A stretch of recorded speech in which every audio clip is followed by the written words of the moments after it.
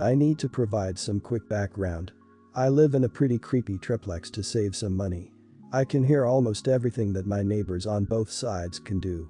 One side is a lawyer who has the apartment as one of his outreach offices, so he's cool, though I've heard some crazy things about them instead of petty criminals.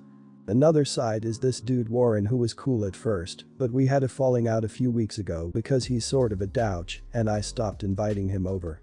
Warren started blasting his music as a way to get revenge on me.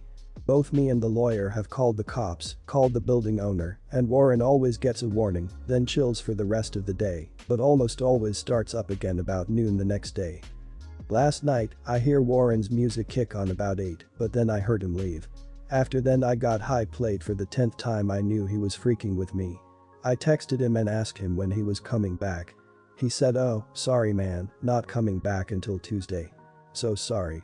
I called the owner, she said there was nothing she could do. I called the cops, and they came over and said there wasn't anything they could do without a warrant.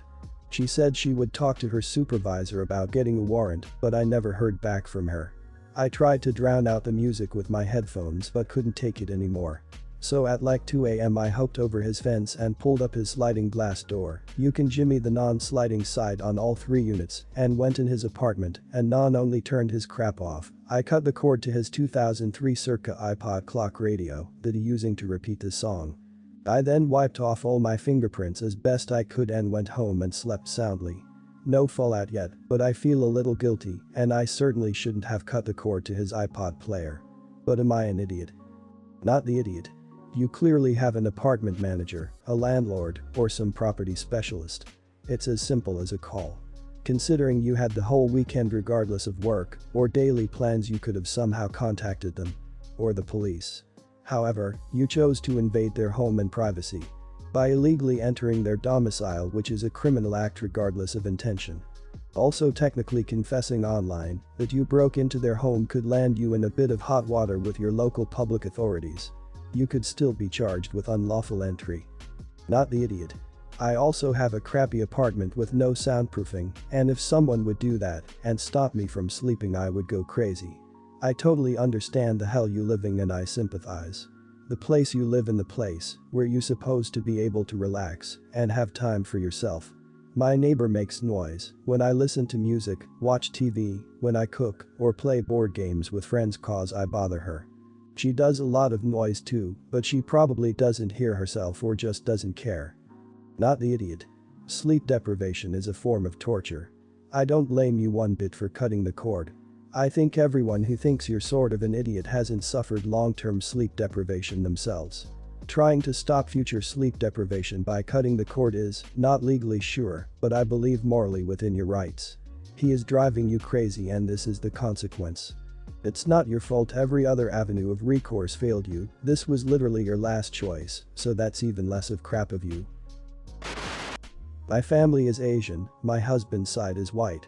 My husband and I got married and are treating his side of the family and my side to a 1-week all-expense paid vacation to Bora Bora as a pre-family honeymoon before going off on our real one. We were able to rent out half a side of the bungalows and only one villa was in that section. My husband and I took the villa. The bungalows are 1,000 square feet, 1 bedroom, option of 1 king bed or 2 queens, 1 bathroom, and outdoor space type of deal. We made sure everyone was accommodated and everyone had a comfortable living situation. Our villa is a 4,000 square feet, 1 bedroom, 1 bath including sauna, living room, a grand outdoor space with an outdoor bathtub, pool, and slide to get in the ocean. We have not even made it a whole 24 hours here yet and a fight is already broken out. During dinner, my cousin mentioned wanting to come over and use our slide. My grandparents asked what we were talking about and asked to see pictures of our room. Well, they saw my villa and demanded that we trade rooms with them as no elders should be made to slave and live as peasants while their grandchildren get a nicer room. This is Bora Bora we're talking about. No one is living as a peasant here. There was only 1 villa available in our section. Had I given it to my grandparents, I think it would have been offensive to my husband's grandparents. If there were 3, we would have given it to both grandparents and 1 to ourselves. But unfortunately, there wasn't. I mentioned this and they still demanded the villa. I obviously objected and said I felt as though my husband and I should have that room as this is a vacation with family to celebrate our marriage, plus we paid for this entire trip. Wouldn't one just sit back and be grateful they're on a free vacation instead of complaining? My grandparents freaked out, saying I'm holding money above their head and that I'm being disrespectful and not following their orders. They stormed off after threatening to take the first flight out tomorrow morning and leave. I don't know what to do. My side of the family is telling me to just give them the room to be respectful and bring peace to the family, while my husband's side thinks my grandparents are bat crazy and I agree. They are so ridiculous. All I wanted was both sides of the family to get together and get to know each other, and now it's falling apart. I don't think I'm the idiot at all, but I've been up all night thinking whether I should just squash it and invite my grandparents to stay in my villa for them not to leave. But another part of me just wants to tell them to go away for making my honeymoon about themselves, just like they do with everything else. So, what do I do? Would I be the idiot if I denied giving up my villa? Not the idiot. Han, as a fellow Asian, hold your ground. If you give in to this, you're opening yourself up to this nonsense from both your grandparents and your parents for the rest of their lives. The next thing is going to be, why are you going on a vacation and not taking us along as your treat as well, or your house is nicer, so we're shifting her and living with you. For the sake of your own sanity for the rest of your life, hold your ground. Don't let them manipulate you with their filial piety crap. You would be the idiot if you gave up your villa. Your husband's family is watching you, see how you handle adversity. Do you cave in, get dramatic, cry and crap talk, listen to both sides, act in a mature fashion while not allowing yourself to be a doormat? Don't reward bad behavior. Be strong and act in a dignified manner, and they will know to show you respect because you will not be a doormat. Tell your grandparents you love and respect them, and you hope they don't choose to leave, but if they do leave, you will respect their choice. Move on. Not the idiot. I know what I'd do. Happily invite the one set of grandparents still left in my family on the next vacation and never pay another thought to these old people who try to ruin your honeymoon with their greed. Also, if you give up and fold, you're showing your husband's entire family that you're a doormat, that you are fine with showing blatant favoritism to the crappiest people on the trip, and that this is what you consider to be a healthy and normal family, and unless they're all living saints, that will paint their opinions of you in a negative light. Okay, so here's the story. When my old car broke down, my grandma gave me hers. It's a 2014 Honda Accord, and the thing has basically just been sitting in her garage for the past 5 years. It's in mint condition and has crazy low mileage. Now, my coworker, Louis, has always kind of given me the creeps. He's in his late 40s, but goes around hitting on all the girls in the office that are in their 20s. He just has this totally fake vibe about him, and I've just tried to stay as far away from him as I can. When I rolled up in my new car, he absolutely lost his mind. He starts asking me all the specs, details, other car stuff. Then he asks me if he can take it for a test drive. I tell him absolutely not. Honestly, who even asks that? Later, I come out, and he is inspecting my car, running his hands all over it. I asked him what the hell he was doing, and he said he was just making sure I got a good buy. He then asks if I can let him inside so that he can see the interior. I said, and I quote Louis, "No. Don't touch my car, don't look at my car, you're never going inside of it." Now, if it couldn't get any worse, he brought a bag of candies to work. He was trying to give some to me. I said no. When I got out of my car, he had taken them out of the packaging and laid them out all over the hood of my freaking car. Since it was hot, they got sticky, didn't fully melt, but got really sticky and gross, and I had to take my car to the wash. I honestly feel like I'm in the freaking Twilight Zone at this point. He came into my office this morning and started making more jokes about taking my car. I got up without saying a word and left my own office. Now I'm wondering, would I be the idiot for taking this up with HR? Not the idiot. He's done more than just touch your car at this point. He could have honestly ruined your paint job by putting candy on the hood if it turned into a hard mess and adhered to the paint. Also, he sounds like a total creep who is verging on harassment. I'd be extremely weirded out if anyone asked to go inside of my car, new or not. You should document like others said, dates, times, what happened. I'd probably give him one more chance before going to HR just to get everything I want documented and to have a fresh complaint ready to go. Not the idiot. In what world is this guy not a total weirdo and potentially dangerous? Report him and report everything. To those who are advocating to hold back on reporting the harassment issue, it's that mentality that leads to more serious situations that could have been avoided had someone just had the courage to step in and perhaps advocate for those who may not do so for themselves. Women in particular are often afraid to tell for myriad reasons. You shouldn't be okay with a creepy guy in the office. I think it would be a good idea to report the specific incidents that have made you uncomfortable. If there is a paper trail of incidents involving multiple people, then ours will have a lot more to go on. Social awkwardness shouldn't warrant a firing, but making a habit of inappropriate behavior certainly warrants intervention from his supervisors, and the more info they have, the better. I worked with someone who spent years doing the same sort of thing, and we had no recourse but to bear it until she actually did something illegal that resulted in some serious legal consequences. Not the idiot. I'm using a throwaway here since I'm just not ready to start this discussion on the wedding subs I'm active on, and I figure you guys might be a little more removed and impartial. We are getting married in December. I have never gotten along with my future sister-in-law. I think she is overbearing, rude, and she thrusts her views down everyone's throat, whether it's the right time or not. She is also an on and off again vegan, and when she's on, she's preachy and rude, but then you can find a Wendy's wrapper in her car the very next day. I think she has borderline personality disorder, but her family seems to tolerate it. She is trying to start a catering company, easily the 5th business she's tried to start in the 5 years I've known her. My future mother-in-law asked me if I would consider using sister-in-law business, so I agreed to meet with her. She was rude from the word to go. It's one of those things where everything from the word she used to the tone was just rude. She was on a vegan kick, so she didn't even ask me what I wanted, but claimed she spent 20 hours coming up with a menu that my southern family could tolerate. My family is Rancho Santa Fe, near San Diego. No idea where she got the idea we were from the south. What it looked like to me has she scratched some notes on a legal pad and claimed that took her 20 hours. I told her I was really sorry, but I'd always counted on having a great classic dish like duck à l'orange at my wedding and asked if she could accommodate. She said she would not use meat at all. I asked she'd be willing to make some of the hors d'oeuvre, and she said she'd consider it. I thought we were good. That night I got a crazy angry call from my future mother-in-law that I had pulled the rug out from my sister-in-law. I explained to her what had actually happened, and mother-in-law calmed down a bit, but after I explained the real situation. Well, now we are in full histrionic meltdown with sister-in-law, and she is claiming that if I don't place my order and give her a deposit now, her business will fold. My fiancé and mother-in-law are caught in the middle and trying to keep the peace.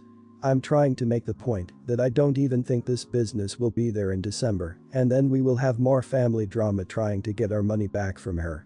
I relented and asked her how much the deposit would be, and the deposit only is twice as much as the total we are paying the professional caterer who is making the main course. This is for some sort of vegan finger food. I asked her what the total would be, and she said she didn't know until the food was prepared. I told her I was sick of her crap and hung up the phone. Well, now since no one has ever talked to her like that, I'm the major idiot in the family. My fiancé, my mother-in-law, and of course my sister-in-law are pissed. My future father-in-law is awesome, and he advised me not to back down as I'm the only one with the balls to counter the insanity. Since I'm getting mixed messages, am I the idiot here? Not the idiot. No, I am not using a vegan caterer when I am not vegan. If the caterer can't make the food you want for your wedding, then you find a caterer who can. It's a red flag. Are you sure you want to marry into a family that enables bullying behavior and temper tantrums? And she charging more for a deposit than a caterer would for the entire meal. Who's paying for it? Tell the mom if she is so pressed to use her daughter, then she can hire her to cater the rehearsal dinner and she can pay for it. I would absolutely not use her. Not the idiot. Maybe rethink this wedding. If your fiancé and mother-in-law can't see past a sister-in-law's crap and think you're an idiot because she can't be bothered to be professional about this after you give her a solid few chances, then guess what? Probably not going to get any better. I know this is extreme, but I was shocked that your fiancé was angry at you for this. You think he'd have your back and now he doesn't because you had enough of her garbage. Might need to take a deeper look at this relationship if he's going to ditch his team like that. Not the idiot. I'd be curious to know if she has food preparation licensing and a commercial kitchen space too. If any other supplier did the same, you'd say no.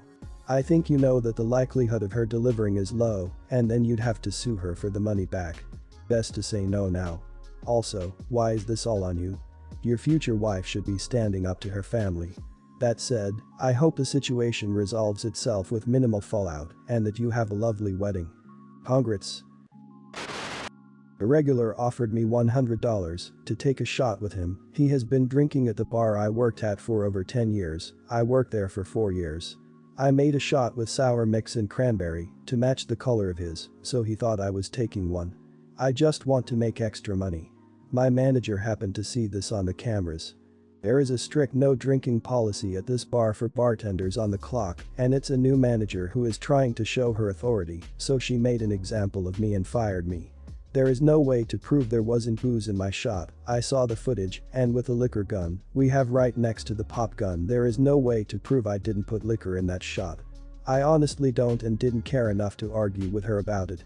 I'm about to start a new job since I graduate from school after this semester, and I'm not too concerned about my future in bartending. I train basically every new person at this bar, and I was honest with them that I was fired in our workgroup chat. They all started saying if you got fired for that, we don't want to work here either. They were all saying bad things about the manager and how they want to screw the whole bar over by all quitting at the same time. I told them that our new manager is balls to the walls. I said I'm going to be just fine, but not to make the same mistake and drink anything out of a shot glass because she is that concerned about it. I also told them to think for themselves and do whatever they need to when it comes to their jobs. I then let my anger overtake me, and I said if you want to find a job where you don't have to be constantly looking over your back and have to be worried about an insane manager, find different bartending and serving jobs.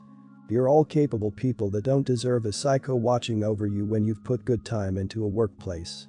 I basically contradicted myself. I feel like I went over the top. My sister said I should have kept my mouth shut. But I explained the whole situation to the old manager, who taught me to mix things together to look like booze, so people don't feel rejected when they buy you shots trick. She thinks it's crazy the new manager won't trust me after training so many people in, and my old manager loves me. My old manager quit because she was moving away with her fiancé, but she told the new manager that I was trustworthy, and I thought the new manager would have some trust, considering I was basically running the bar when she came in. Whatever the case, am I the idiot for letting a lot of employees quit on my behalf? Because as of now 7 out of 10 bartenders where I was fired from are planning a group quit. I don't want the bar to close, but I want my manager to realize that she messed up. Not the idiot. The manager is playing a very stupid game by power tripping and not trusting key personnel. The stupid prize for that game is that the manager has lost the trust and confidence of the rest of their staff. The new manager earned this mess and can deal with it personally. You were honest with your former coworkers and they are making their own decisions. That's on them, just like the manager's actions are on her. Part of leadership is trusting your subordinates, especially when they have the track record to earn that trust. No idiots here. She caught a bartender drinking on the job, which, in most places, is highly illegal and can land the bar and the employee in a lot of hot water. Why take the risk of being shut down or getting a huge fine because you wanted an extra $100 and weren't smart enough to make it obvious that it wasn't booze? Unless you are blatant for the cameras that you are making yourself a fake drink, I'd have felt forced to do the same thing. I work in the liquor industry and have seen many bartenders or servers fired for the same thing or even less. I'm going to go against the grain and say you are the idiot. You did something against policy, you admit you mixed something up to look like you were drinking alcohol, and you got fired for it. Saying the old manager would let you get away with something is not something a new manager wants to hear and is irrelevant. You admit you did this to make more money, so you essentially mimic breaking a common rule at many bars to profit. Because you got caught, it does not mean the new manager is watching everyone like a hawk, it means you got caught doing something. There is a difference.